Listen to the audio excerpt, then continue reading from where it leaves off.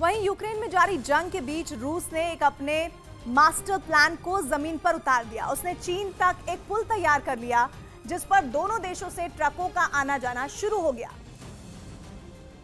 जिसके उद्घाटन में चीन और रूस दोनों देशों के अधिकारी शामिल हुए और जैसे ही उसे शुरू करने का ऐलान हुआ, वहां जबरदस्त आतिशबाजी होने लगी, जिसके बाद एक तरफ से रूस के नीले ट्रक चले तो दूसरी तरफ से सजे धजे लाल रंग के ट्रक चीन की तरफ से भी आगे बढ़ते नजर आए। रूस के लिहाज से ये पुल इसलिए अहम है क्योंकि पिछले 3 महीनों से जारी जंग ने उसे आर्थिक तौर पर काफी नुकसान पहुंचाया है। यूक्रेन युद्ध के दौरान इस पुल के खुल जाने से रूस को बड़ी राहत मिली क्योंकि पाबंदियों की मार से उसके कारोबार को करारा झटका लगा था।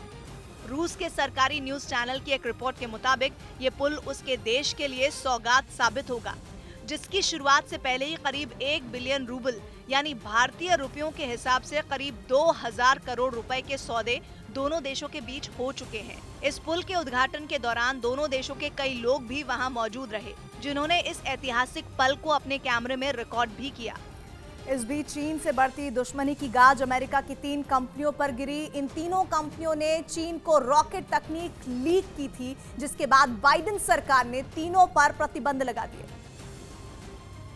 और अब quick silver manufacturing, rapid cut LLC और यूएस प्रोटोटाइप कंपनियां 6 महीने तक दूसरे देशों को चीजें एक्सपोर्ट नहीं कर पाएंगी।